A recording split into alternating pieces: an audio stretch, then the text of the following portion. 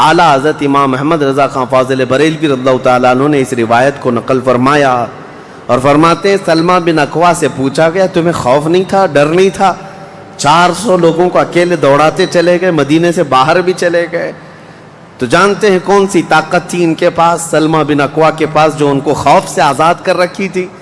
فرماتے ہیں ایک بار رسول اللہ صلی اللہ علیہ وسلم صحابہ سے بیعت لے رہے تھے، ہاتھ میں ہاتھ لے کر بیعت کر رہے تھے، تو سب حضور کے پاس ہاتھ دے رہے تھے، بیعت کر رہے تھے۔ حضور نے مجھ سے کہا سلمہ بن اکوع آ جاؤ، تم بیعت کر لو میرے ہاتھ پر۔ میں نے عرض کیا یا رسول اللہ پہلے ہی میں بیعت کر چکا ہوں۔ ایک بار وہ بیعت کر چکے تھے، حضور نے فرمایا دوبارہ کر لو، اس میں کیا حرج ہے؟ حضرت سلمہ بن اکوع کہتے ہیں میں نے دوبارہ حضور کے ہاتھ میں ہاتھ دیا، حضور نے بیعت کیا۔ تھوڑی دیر گزری تھی کہ صحابہ بیعت کر رہے تھے، حضور نے پھر پکارا سلمہ بن اکوع بیعت کیوں نہیں کر لیتے؟ کہا یا رسول اللہ میں نے 2 بار بیعت کی ہے۔ حضور نے فرمایا تیسری بار کر لو، کیا حرج ہے؟ وہ حضرت سلمہ بن اکوع کہتے ہیں میں نے اپنا ہاتھ رسول اللہ کے ہاتھ میں تیسری بار دیا اور بیعت کیا، اور اس کے بعد جب نکلا حضرت سلمہ بن اکوع کہتے ہیں مجھے اس ہاتھ پر اتنا بھروسہ تھا کہ دنیا کی ہر طاقت کو دھول چٹا سکتا تھا، کہ رسول اللہ کے ہاتھ میں دیا ہوا ہاتھ ہے۔ ان کے پاس جو بے خوف ہونے کے لیے کوئی دولت تھی نا، بے باک ان صحابہ کو اگر کوئی چیز بناتی تھی تو یہی چیز ہے عشق مصطفیٰ، محبت مصطفیٰ، جس کو بریلی کے امام نے فرمایا ہے خوف نہ رکھ رضا ذرا تو ہے عبد مصطفیٰ، تیرے لیے امان ہے، تیرے لیے امان ہے۔ کسی شاعر نے کہا تھا کہ دیوان گانے عشق محمد کو دیکھ کر گھبرا گئی ہے گردش دوراں کبھی کبھی۔ حضور کے عاشقوں کو دیکھ کر کے دنیا کی طاقتیں بھی گھبرا جاتی تھیں کہ ان کے پاس ہے کون سی طاقت۔ تو یہ جو چھوٹی سی جنگ واقع ہوئی اس کو ذات القرد کہتے ہیں۔ اس کے 3 دن کے بعد ہی خیبر کی جنگ شروع ہو گئی تھی۔ اب خیبر پر ہم آتے ہیں۔ خیبر کیا ہے؟ تقریباً مدینہ طیبہ سے 320 کلومیٹر دور یا 300 کلومیٹر کے قریب ایک بستی ہے جس کو خیبر کہتے ہیں۔ خیبر یہودیوں کا گڑھ ہے، یہودیوں کا مرکز، اور اس وقت سے لے کر کے حضور صلی اللہ تعالیٰ علیہ وسلم کی مدینہ طیبہ آمد سے بھی کافی پہلے سے خیبر میں یہودیوں نے ایسا اپنا وہ جمایا ہوا تھا کہ پورے عرب کے سب سے بڑے مالدار یہودی خیبر میں رہتے تھے، اور جنگی طاقت بھی سب سے زیادہ ان کے پاس تھی، اور غرور اور گھمنڈ اتنا تھا، پیسوں پر بھی اور جنگ پر بھی، طاقت پر بھی، کہ وہ کسی کو بھی ڈرا دیتے تھے۔ اور جب سے نبی پاک صلی اللہ علیہ وسلم مدینہ طیبہ آئے ان کی دشمنی اتنی بڑھ گئی تھی کہ آپ کو معلوم ہونا چاہیے کہ جو جنگ خندق ہوئی تھی اس کا واقعہ بھی میں نے تفصیل سے بتا دیا۔ مدینہ طیبہ جنگ خندق جس وجہ سے ہوئی اس کا سبب یہودی تھے۔ یہودیوں نے مکہ کے کافروں کو، مشرکوں کو، نجد کے کافروں کو سب کو جمع کیا تھا اور پانی کی طرح پیسہ بہایا تھا جنگ میں۔ 12,000 لوگوں کو رسول اللہ کے خلاف اکٹھا کیا تھا یہودیوں نے۔ یہ خیبر کے یہودی تھے، کیونکہ نبی پاک صلی اللہ تعالیٰ علیہ وسلم جب تشریف لائے تھے 2 قبیلے یہودیوں کے مدینے میں آباد تھے، بنو نذیر اور بنو قریظہ۔ آپ کو میں نے سیرت کے بیان میں یہ بھی بتا دیا تھا، اور یہ دونوں قبیلوں نے حضور صلی اللہ علیہ وسلم کے ساتھ غداری کی تھی، وعدہ خلافی کیا، معاہدہ جو تھا اس کو توڑ دیا۔ اس کی وجہ سے ان یہودیوں کو جو مدینے میں رہتے تھے جلا وطن کر دیا گیا تھا، نکال کر باہر کر دیا گیا۔ تو جتنے مدینے سے نکالے ہوئے یہودی تھے وہ سب خیبر میں جا کر جمع ہو گئے تھے۔ خیبر میں جا کر کے ان لوگوں نے اڈا بنا لیا تھا، اور ڈیلی ان کی صرف اور صرف یہی منصوبہ بندی ہوتی تھی کہ محمد صلی اللہ علیہ وسلم اور ان کے ساتھیوں کو کیسے مارا جائے، کیسے قتل کیا جائے۔ کوئی بھی دور دراز سے اگر چھوٹی سی دشمنی رکھتا تھا رسول اللہ سے تو یہ یہودی خیبر کے پورا کا پورا مال ان کے پاس بھیجتے اور ان کو کھڑا کرتے کہ تم جاؤ، ہم سپورٹ میں ہیں، ہم سپورٹ کریں گے۔ ساری جنگوں میں مشرکوں کا سپورٹ کرتے تھے۔ اب میں آپ کو بتاؤں جن کے دلوں میں اتنا زہر بھرا ہوا تھا رسول اللہ صلی اللہ علیہ وسلم کی دشمنی کا، اب ان لوگوں نے دیکھا کہ یہ اب ان کی طاقت بڑھتی جا رہی ہے، اور بادشاہوں کو تک ان لوگوں نے اسلام پیش کر دیا، اور اسلام اب مکہ مدینے کا نہیں رہ گیا، اب تو ایران بھی چلا گیا ہے، مصر بھی چلا گیا ہے، حبشہ بھی چلا گیا ہے، یمن بھی چلا گیا ہے۔ تو ان کے پیٹ کا درد اور بڑھ گیا، ان لوگوں نے پھر اب فیصلہ کرنا شروع کیا کہ اب سارے لوگوں کو جمع کرتے ہیں. ایک قبیلہ تھا بنو غطفان، یہ مشرکوں کا قبیلہ تھا اور وہ جنگی طاقت بہت زیادہ رکھتے تھے. اس وقت عرب میں وہ نڈر مانے جاتے تھے. یہودیوں نے ان کو بلا کر کے جنگ کا پلان کیا کہ مدینے پر اچانک چڑھائی کریں گے اور تہس نہس کر کے رکھ دیں گے، کسی کو خبر بھی نہ ہو، پورے مدینے کی اینٹ سے اینٹ بجا دیں گے. انہوں نے پلان کیا راتوں رات، لیکن مخبر صادق رسول اللہ صلی اللہ تعالیٰ علیہ وسلم کا حال یہ ہے، اور کوئی غیب کیا تم سے نہا ہو بھلا. نبی پاک صلی اللہ تعالیٰ علیہ وسلم کو خبر ہوئی کہ یہودیوں نے میٹنگ کی ہے اور راتوں رات مدینے پر چڑھائی کرنے والے. دوسرے دن حضور پاک صلی اللہ تعالیٰ علیہ وسلم نے صحابہ کو جمع کیا، تو جتنے صحابہ تھے سب جمع ہو گئے. تقریباً 1600 صحابہ تھے. کتنے؟ 1600 صحابہ. 1600 صحابہ مدینہ طیبہ سے نکل پڑے حضور کے ساتھ کہ ان یہودیوں کو خیبر سے نکلنے سے پہلے ان کا راستہ ہم روکیں گے کہ مدینے پر کوئی بھی چڑھائی نہ کر سکے. جب رسول اللہ صلی اللہ علیہ وسلم صحابہ کو لے کر چل پڑے، چال الٹی پڑ گئی. یہودیوں نے یہ سوچا تھا کہ مدینے پر اچانک حملہ ہوگا، کسی کو کانوں کان خبر نہیں ہوگی، لیکن ایسا ہوا کہ 8 دن کے بعد اچانک حضور خیبر پہنچ گئے، ان کو کانوں کان خبر بھی نہیں ہوئی. نبی پاک صلی اللہ تعالیٰ علیہ وسلم صحابہ کے ساتھ جب پہنچے، صبح ہو رہی تھی، خیبر کی وادیوں میں حضور داخل ہو رہے تھے.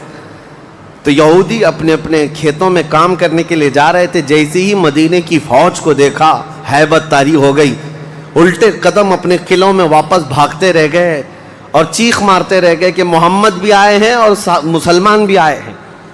حضور صلی اللہ علیہ وسلم نے ان کی چیخ و پکار کو سنا تو ایک جملہ فرمایا. حضور صلی اللہ علیہ وسلم فرماتے ہیں، جن کافروں کی وادی میں ہم اتر پڑے ان کی صبح خراب ہو ہی جاتی ہے، اور یہ خیبر اب برباد ہوگا. حضور کے الفاظ تھے، جملہ نکلا.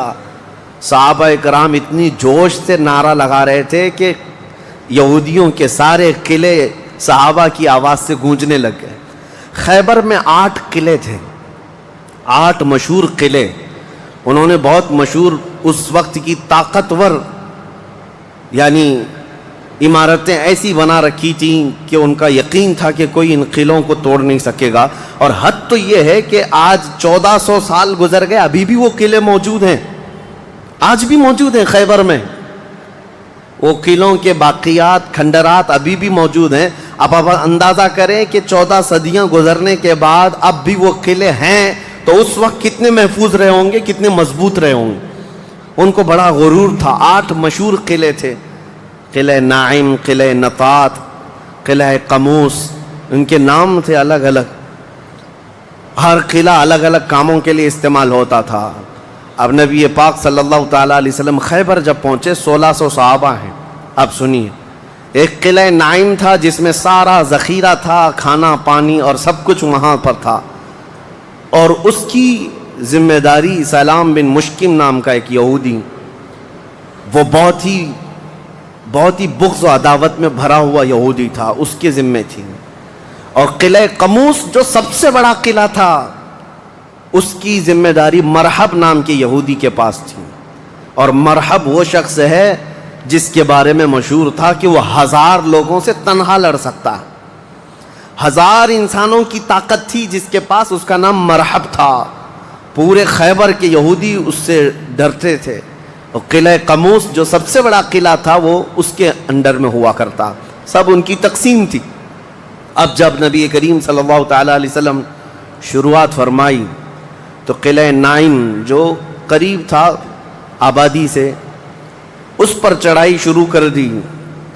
تو جو صحابہ وہاں گئے تھے قلعہ ناعم، تو صحابہ اکرام کو سخت مصیبت اٹھانی پڑی، کیونکہ اتنی سخت گرمی تھی کہ جس کی وجہ سے حلق میں کانٹے پڑ جاتے تھے پیاس کی شدت سے. کئی صحابہ اس میں شہید ہوئے. آخرکار قلعہ ناعم فتح ہو گیا. ایک قلعہ فتح ہوا، دوسرا فتح ہوا، تیسرا فتح ہوا. قلعے اس طرح سے فتح ہونے لگ گئے.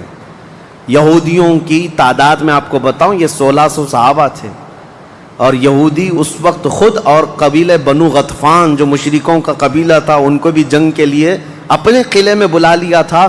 کل تعداد سب کی ملا کر 8,000 ہو چکی تھی. 8,000 لوگ 1,600 لوگوں سے ڈرے ہوئے سہمے ہوئے قلعوں میں بندے ہیں, کوئی باہر نکلنے کو تیار نہیں. اب اس کے بعد یہ خیبر کا معاملہ بڑھتا گیا. اس میں ہوا یہ کہ آخری جو قلعہ تھا قلعہ قموس, یہ سب کے بس کی بات نہیں تھی. بہت مضبوط قلعہ, اور جو آدمی اس کا سپہ سالار ہے, شہ سوار ہے, وہ مرحب ہے. پورا عرب جانتا تھا اس کی طاقت کو. پہلے دن نبی کریم صلی اللہ تعالیٰ علیہ وسلم نے صحابہ کی ایک جماعت حضرت ابو بکر صدیق رضی اللہ تعالیٰ عنہ کی سپہ سالاری میں بھیجی. حضرت ابو بکر صدیق آئے, بہت ہی جاں بازی اور بہادری کے ساتھ لڑائی کی, لیکن وہ اتنا سخت تھا کہ یہودیوں کی طرف سے بہت سخت طریقے سے ڈیفنس ہوتا تھا. صحابہ پیچھے ہٹ گئے, کچھ شہید ہوئے, کچھ زخمی ہوئے, واپس آئے. پھر دوسرے دن سیدنا عمر ابن خطاب رضی اللہ تعالیٰ عنہ کے حوالے حضور صلی اللہ علیہ وسلم نے فرمایا. حضرت عمر فاروق رضی اللہ تعالیٰ عنہ گئے, صحابہ کی ایک جماعت تھی, لیکن آج کا دن اور زیادہ سخت ہو گیا. سارے یہودیوں نے اپنی طاقت جھونک دی قلعہ قموس کو بچانے کے لیے. حضرت عمر فاروق رضی اللہ تعالیٰ عنہ صحابہ کی جماعت کو لے کر شام میں واپس آ گئے. اب یہ محاصرہ بڑھ گیا, 20 دن چلا کنٹینیو محاصرہ ان قلعوں کا, لیکن فتح ہونے کا نام نہیں تھا. جلال پیغمبری کو دیکھیں ہیں, صحابہ 20 دن سے تپتی ہوئی گرمی میں مدینے سے 300 کلومیٹر باہر ہیں. عرض کیا یا رسول اللہ صلی اللہ علیہ وسلم, ہماری منزل ابھی کہاں ہے, کب تک ہے؟ رات کا وقت تھا, نبی کریم صلی اللہ تعالیٰ علیہ وسلم جلال میں تھے. ارشاد فرمایا لَأُعْطِيَنَّ غَدًا رَایَةً رَجُلًا يُحِبُّهُ اللَّهُ وَرَسُولُهُ. حضور اکرم صلی اللہ تعالیٰ علیہ وسلم فرماتے ہیں, کل کے دن میں اپنا جھنڈا ایک ایسے آدمی کو دوں گا جس سے اللہ اور اس کے رسول محبت کرتے ہیں, اور اللہ اس کے رسول جس سے محبت کرتے ہیں وہ خود بھی اللہ اور اس کے رسول سے محبت کرتا ہے. اور پھر میرے آقا نے فرمایا خیبر کی فتح اسی کے ہاتھ میں رکھی ہوئی. صحابہ کہتے ہیں پوری رات بے چینی اور کروٹ لیتے ہوئے ہم نے گزاری. نبی پاک نے بشارت دی ہے تو اب تو ہونا ہی ہے. حضور نے فرما دیا ہے کہ میں کل اپنا جھنڈا اس آدمی کے ہاتھ میں دوں گا جس کو اللہ اور اس کے رسول محبت کرتے ہیں. صحابہ کہتے ہیں, حضرت عمر فاروق رضی اللہ تعالیٰ عنہ فرماتے میری آنکھ تک نہ لگی پوری رات, اور اس تمنا میں کہ صبح ہوگی تو حضور صلی اللہ علیہ وسلم وہ جھنڈا مجھے دے دیں. کہ اس میں 3 بشارتیں تھیں. ایک بشارت یہ تھی کہ وہ شخص جس کو میں جھنڈا دوں گا وہ اللہ اور رسول سے بہت محبت کرتا ہے. دوسری بشارت یہ تھی کہ اللہ خود اس سے محبت کرتا ہے. تیسری بشارت یہ تھی کہ اسی کے ہاتھ میں خیبر کی فتح رکھی ہے. حضرت عمر کہتے ہیں پوری رات پلک بھی جھپکا نہیں, اسی آس میں اسی امید میں پوری رات گزاری. پورے صحابہ کا یہی حال تھا. صبح جب ہوئی دوڑے دوڑے نبی کریم صلی اللہ تعالیٰ علیہ وسلم کی جلوں میں حاضر ہوئے. اللہ کے حبیب صلی اللہ علیہ وسلم کے ہاتھ میں پرچم تھا, جھنڈا تھا, اب جنگ کے لیے روانہ کرنا تھا. نبی کریم صلی اللہ علیہ وسلم کے سامنے صحابہ کی فوج ہے. سارے صحابہ گردنیں اونچی کر کر کے دیکھ رہے ہیں, لیکن نبی پاک صلی اللہ تعالیٰ علیہ وسلم نے اس بھرے مجمع میں اعلان فرمایا علی کہاں ہے, علی کہاں ہے. اس مجمع میں حضرت علی نہیں ہیں. صحابہ نے کہا یا رسول اللہ وہ بخار میں ہیں, بیمار ہیں اور آشوب چشم ہے, آنکھیں لال ہو چکی ہیں, آنکھوں سے پانی آ رہا ہے. نبی کریم صلی اللہ علیہ وسلم نے فرمایا لاؤ, اسی حالت میں بلا لاؤ. صحابہ گئے, حضرت علی کو بلا لائے. بخار کی حالت میں ہیں, آنکھوں میں آشوب ہے, سرخی آ چکی ہے. نبی کریم صلی اللہ علیہ وسلم نے قریب بلایا, اپنا لعاب پاک نکال کر ان کی آنکھوں میں لگایا. حضرت علی فرماتے ہیں مجھے ایسا لگا کبھی آنکھوں میں کوئی مرض آیا ہی نہیں تھا, بخار بھی نہیں تھا. نبی کریم صلی اللہ تعالیٰ علیہ وسلم نے اپنے ہاتھ میں موجود پرچم حیدر کرار کے ہاتھ میں دیا, کہا جاؤ علی تمہارے ہاتھ میں اللہ نے فتح رکھی ہے. میرے عزیزو ایک بات میں آپ کو بتا دوں کہ یہ کیا معاملہ ہے. جب رسول کریم صلی اللہ تعالیٰ علیہ وسلم کو یہ معلوم ہے کہ حضرت علی کے ہاتھ میں ہی یہ جنگ فتح ہونی ہے تو پہلے دن کسی اور کو کیوں بھیجا؟ دوسرے دن اور صحابی کو بھیجا. یہ 20 دن کا محاصرہ کس بات کا تھا؟ یہ سارے معاملات کس لیے تھے؟ ایک بات یاد رکھیں، فتح اسلام کے حق میں ہے اور غالب اسلام ہو کر رہے گا، لیکن قدرت کا قانون یہ ہے، جیسے معراج میں بھی آپ کو معلوم ہے نمازیں تو 5 ہی ہونی تھی، لیکن 9 مرتبہ حضور صلی اللہ علیہ وسلم کو آنا جانا کیوں رکھا گیا؟ خدا کی قدرت کا قانون یہ ہے کہ پہلے اسباب کی طرف دیکھو، بعد میں اسباب کا خالق خود تمہارے لیے راستے پیدا فرمائے گا. جنگ تو فتح ہونی ہی ہے، لیکن تمہیں اسٹرگل کرنا پڑے گا، میدان میں مشکلیں اٹھانی پڑیں گی، بعد میں فتح تو تمہارے ہاتھ میں اللہ نے دی ہے. حضرت علی کرم اللہ وجہہ الکریم اپنے ہاتھ میں پرچم لے کر کے جب قلعہ قموس کی طرف بڑھتے ہیں، جانتے ہیں وہ تاریخ کا وہ عظیم دن ہے، محرم کی غالباً 9ویں تاریخ ہے. میں نے شروع میں ہی کہا کہ یہ ایک تاریخ کا ایسا حصہ ہے جس سے ساری باتیں آگے کی فتوحات جڑی ہوئی ہیں. کیوں میں آپ کو بتاتا ہوں. حضرت علی جس انداز سے جا رہے تھے اس وقت لوگوں کے اندر ہیبت طاری تھی، صحابہ آپ کے ساتھ تھے. جیسے ہی قلعہ قموس کے پاس گئے، سیدھے حضرت علی کرم اللہ وجہہ الکریم نے للکار کر کے مرحب یہودی کو بلایا کہ باہر آ جا اپنے قلعے سے اور مجھ سے مقابلہ کر. وہ ہاتھی کی طرح سے ڈیل ڈول رکھتا تھا اور خرامہ سامنے آیا اور للکار کر کے کہنے لگا قد علمت خیبر انی مرحب شاک السلاح مجرب. تمہیں معلوم ہے پورا خیبر مجھے جانتا ہے کہ میں مرحب ہوں. شعر پڑھ رہا تھا، پورا خیبر جانتا ہے کہ میں مرحب ہوں، سر سے لے کر پیر تک ہمیشہ ہتھیار میں رہتا ہوں، اور نہایت ہی تجربہ کار آدمی کہ جس کا وار کبھی خالی نہیں جاتا ہے. اس کے جواب میں مولا علی کرم اللہ وجہہ الکریم فرماتے ہیں انا الذی سمتنی امی حیدرا کلیث غابات کریہ المنظرا. تجھے پتا ہے میری ماں نے ہی میرا نام حیدر رکھا ہے. حیدر کا مطلب ہوتا ہے شیر. میری ماں نے میرا نام حیدر رکھا ہے کلیث غابات کریہ المنظرا. ہیبت ناک شیر جب بھوک کی وجہ سے کچھار میں دہاڑتا ہے اس کو حیدر کہا جاتا ہے. جب یہ رجزی اشعار کا تبادلہ ہو رہا تھا، وہ یہودی مرحب جو سر پر ٹوپی پہنتا تھا ویسی ٹوپی لوہے کی کسی کے پاس تھی نہیں، جسم پر جو لوہے کا خود لباس ہوتا تھا ویسا لباس کسی کے پاس نہیں تھا. مقابلے میں وہ آیا اور اس نے حضرت علی کرم اللہ وجہہ الکریم پر بہت تیز وار کی، لیکن وار خالی گیا. حضرت علی کرم اللہ وجہہ الکریم پر کوئی وار نہیں آیا. پلٹ کر جب حیدر کرار نے وار ماری تو اس کی خود کو ٹوپی کو کاٹتا ہوا یہاں تک کہ اس کے جبڑوں تک حضرت علی کی تلوار آ گئی، اس کے دانتوں کو تک کاٹتی ہوئی آ گئی. اس کے بعد دوسرا وار بھی نہیں پڑا تھا کہ مرحب زمین پر ڈھیر ہو کر تڑپنے لگ گیا. اتنا ہی نہیں ہے کہ یہ منظر دیکھ کر کے جتنے یہودی تھے سب کے سب ٹوٹ پڑے. کس پر؟ حیدر کرار پر. اکیلے بطل جلیل ہیں، جس طرف سے آتے تھے صحابہ کہتے ہیں حضرت علی کی تلوار اس دن جو چمک رہی تھی ہمارے جسموں میں ہیبت طاری تھی، کبھی ادھر چمکتی ہے کبھی ادھر چمکتی ہے. آپ کو پتا ہے ایک لقب آپ کا کرار ہے. کرار کا مطلب کیا ہوتا ہے؟ پلٹ کر کے حملہ کرنے والا، اور ایسا حملہ کرنے والا کہ سامنے والے کو سنبھلنے کا موقع بھی نہیں دیتا. حضرت علی کی تلوار نے اتنے وار کیے کہ یہودیوں کی صفیں درہم برہم ہو گئی. بعض تو لوگوں نے یہ سوچا کہ جان بچانے میں عافیت ہے، جب ہمارا سردار ڈھیر ہو کر تڑپ رہا ہے ہمیں اس سے مقابلے کی کیا تاو ہے. بڑھتے گئے حضرت علی سیدھے قلعہ قموس جو تھا وہاں جا کر کے کھڑے ہو گئے. تو یہودیوں میں ایک اعلان ہوا کہ اگر یہ علی بن ابی طالب قلعے کے اندر گھس گیا تو خیبر قیامت تک ہمارے ہاتھ میں نہیں آ سکتا، اپنی طاقت لگا دو. سارے یہودی ٹوٹ پڑے، جتنی فوجیں تھی ٹوٹ پڑی. جانتے ہیں حضرت علی اپنا ڈیفنس کیسا کر رہے تھے، اپنے بچاؤ کے لیے کیا کر رہے تھے؟ قلعہ قموس کے دروازے کو جو پھاٹک تھا ایک ہاتھ سے اکھاڑ دیا اور بائیں ہاتھ سے صرف دروازہ پکڑتے تھے، سیدھے ہاتھ سے تلوار سے حملہ کیا کرتے تھے. ایک ہاتھ میں دروازہ لے کر کے ڈیفنس کر رہے ہیں، ڈھال بنائے ہوئے ہیں، جہاں سے تیر آئے یا تلوار آئے اس دروازے سے آپ نے اپنے آپ کا ڈیفنس کیا ہے.